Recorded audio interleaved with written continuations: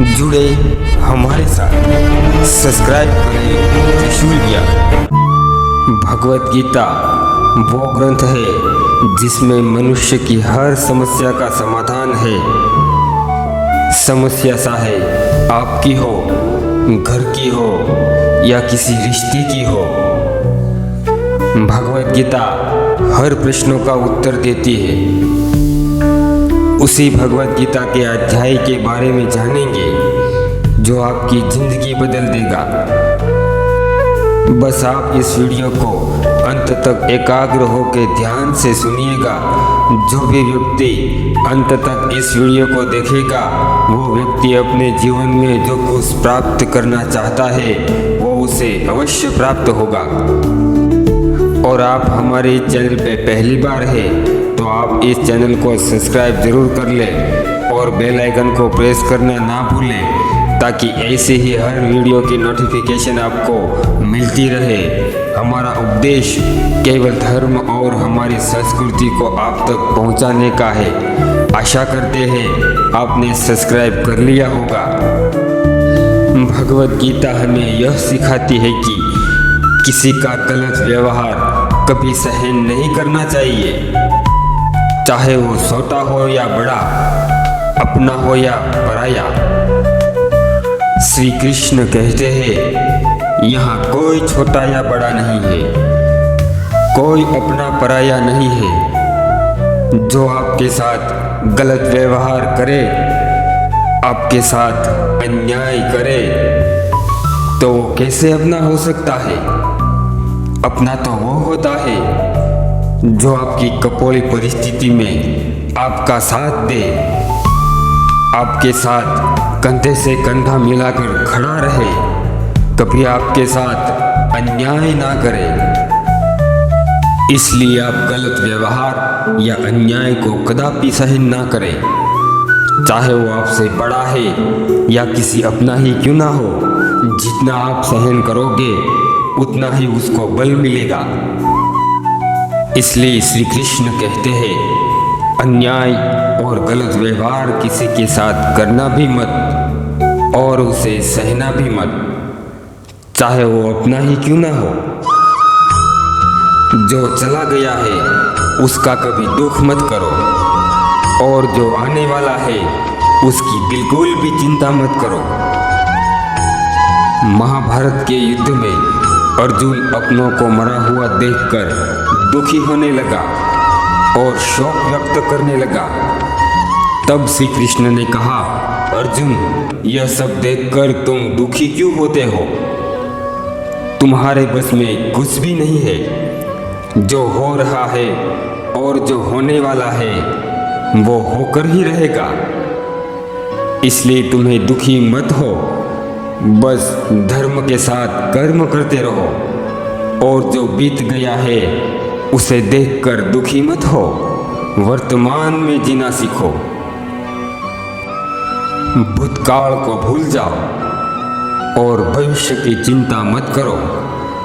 अधिकतम व्यक्ति जो बीते हुए समय को सोच सोच के दुखी होते रहते हैं और भविष्य की चिंता करते रहते हैं और वर्तमान जीवन को दुखों से भर देते हैं।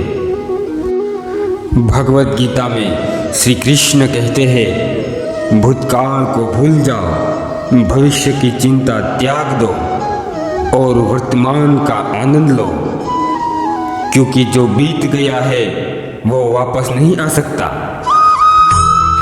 और जो आने वाला है उसे हम रोक नहीं सकते। इसलिए व्यर्थ में दुखी मत हो। जिस पल हम जीते हैं वही पल हमारा है। इसलिए वर्तमान में जीना सीखो और सदा आनंदित रहो। व्यक्ति सदा भय में ही अपना जीवन व्यतीत करता है। किसी को अपने मृत्यु का भय है तो किसी के अपने की मृत्यु का भय है और भय रहते व्यक्ति सदा दुखी रहता है। श्री कृष्ण कहते हैं व्यक्ति को भय को त्याग देना चाहिए, लेकिन वो ऐसा कर ही नहीं पाता और उसका कारण है मोह। अगर व्यक्ति यह समझ ले कि जो इस संसार में जन्म लेता है वो मरता भी है। सभी को एक ना एक दिन इस शरीर का त्याग करना ही पड़ता है, किसी को आज तो किसी को कल। इस संसार का सबसे बड़ा सत्य यही है, ना ही हिम उसे पिघला सकती है, ना ही अग्नि उसे जला सकती है। आत्मा अमर है, वो कभी नहीं मरता। आत्मा सिर्फ शरीर का त्याग करता है। अर्थात वास्तविकता तो यही है कि शरीर मरता है, आत्मा नहीं। तो हमें भय किस बात का?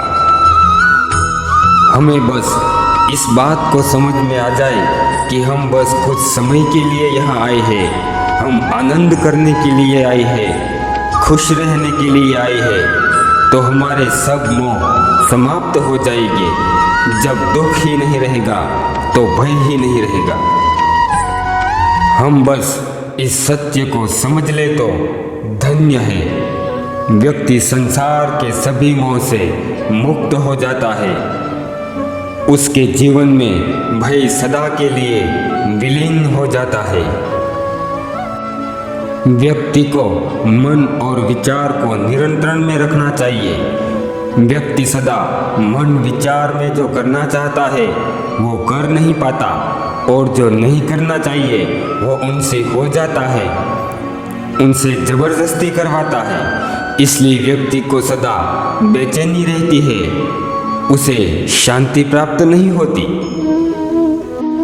श्री कृष्ण कहते हैं व्यक्ति को मन विचार को सही दिशा में लाना होगा, और वो एक दिन का काम नहीं है।